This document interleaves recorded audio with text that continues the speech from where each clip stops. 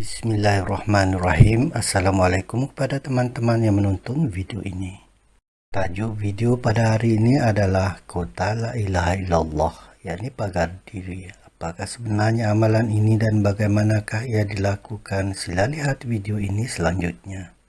Bacaan amalan ini berbunyi begini. Bismillahirrahmanirrahim. Bismillah, kota la ilaha illallah Muhammadur Rasulullah. Kota Allah 7 lawang bertutup, 7 pintu terkunci. Aku tersimpan di dalam kota la ilaha illallah. Kota Allah, kota Muhammad. Berkat aku memakai kota la ilaha illallah. Berkat la ilaha illallah Muhammadur Rasulullah.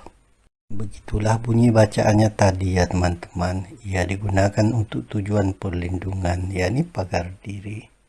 Jika kita lihat pada bacaannya tadi, nampaknya ia merupakan sebuah ucapan berkias bahasa Melayu lama yang dikenali sebagai jampi. Dimulai dengan bismillah, diakhiri oleh 2 kalimah syahadah. Di dalam bacaan tersebut terkandung hajat, yakni doa yang ingin disampaikan. Secara umumnya adalah untuk tujuan perlindungan, yakni pagar diri tadi. Terdapat juga pada bacaannya kalimah tauhid disebutkan beberapa kali. Cara berdoa atau menyampaikan hajat begini juga dinamakan bertawassul ya teman-teman.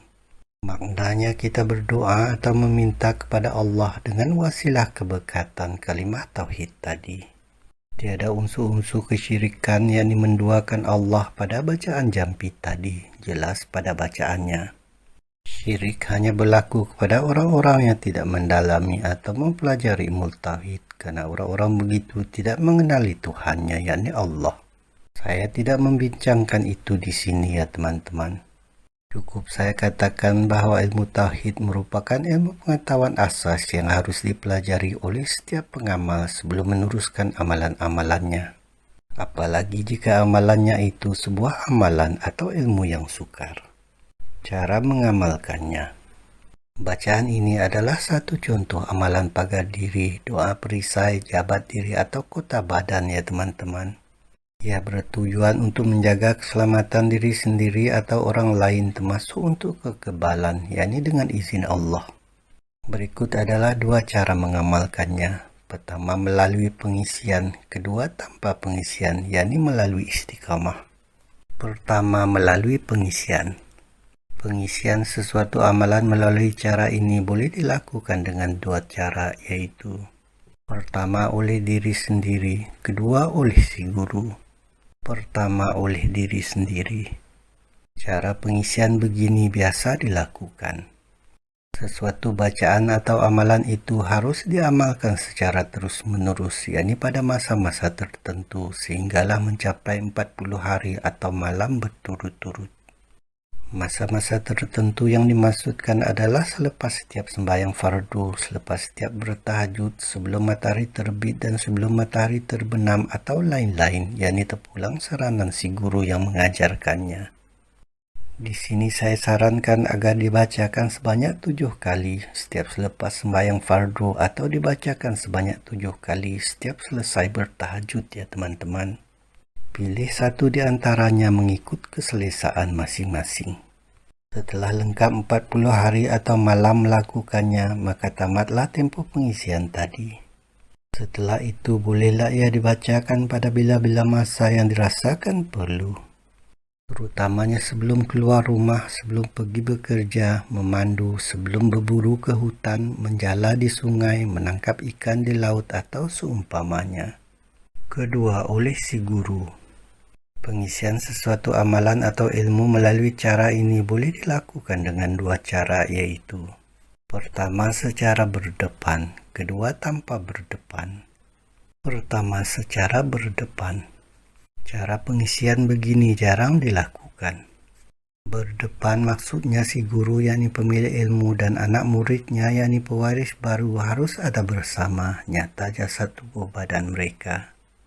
Si guru akan menjabat tangan anak muridnya, menemukan kedua-dua telapak tangan mereka, menyentuh dada atau menyentuh ubun-ubun anak muridnya, menyentuh tulang belikat atau belakang tubuh anak muridnya atau lain-lain.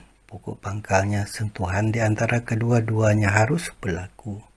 Si guru yang melakukannya haruslah seorang yang mustajab doa atau amalannya dan telah mencapai kepekaan hati, yakni muhadarah. Mustajab maksudnya telah mencapai sekurang-kurangnya tingkat 4 roh manusia, yakni roh tenang.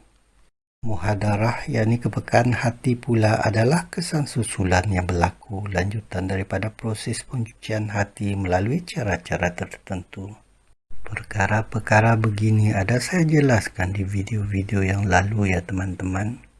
Harus ada sentuhan di antara kedua-duanya, yakni si guru dan anak murid, karena tenaga ruhaniah akan mengalir melaluinya.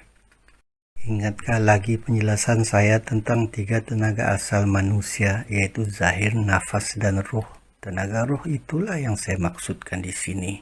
Kedua, tanpa berdepan. Cara pengisian begini amatlah jarang dilakukan.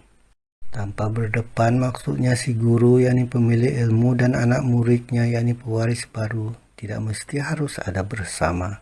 Tidak mesti nyata jasad tubuh badan mereka.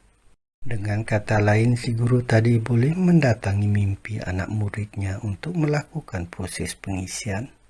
Mimpi di sini bukanlah mimpi yang biasa ya teman-teman, namun merupakan pertemuan di antara 2 roh yang berbeza, yakni si guru dan anak muridnya tadi.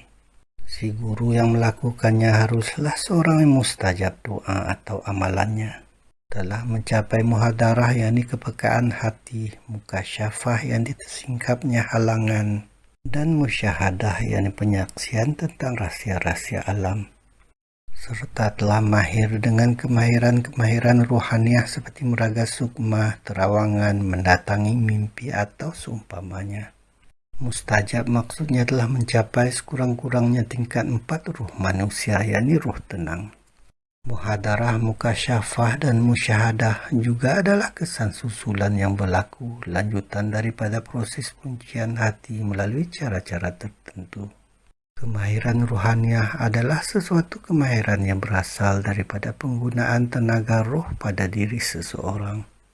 Contoh-contoh kemahiran ini adalah seperti meraga sukma dan mendatangi mimpi. Kedua, tanpa pengisian, yakni melalui istiqamah.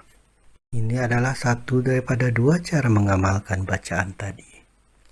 Bacaan itu haruslah diistiqamahkan, yakni dibiasakan atau dirutinkan setiap hari, sehinggalah ia menjadi sebati dengan darah daging dan kehidupan seharian kita. Bacakan ia setiap hari pada waktu-waktu yang dirasakan sesuai. Seperti sebelum keluar rumah, selepas bersembahyang subuh, sebelum turun bekerja atau memandu kereta atau lain-lain. Biasakan membacanya sekurang-kurangnya 3 atau 7 kali setiap hari pada bila-bila masa mengikut kesesuaian sendiri. Insya Allah ia akan beransur menjadi mustajab dengan izin Allah. Begitu sajalah pengungsian saya tentang sebuah amalan yang bertajuk Kota La Ilaha Illallah, yakni pagar diri itu tadi ya teman-teman. Jika suka dengan video ini sila subscribe, like, dan komen ya. Semoga bermanfaat video perkongsian ini untuk menambah ilmu pengetahuan kita. Sekian saja saya akhiri dengan Assalamualaikum.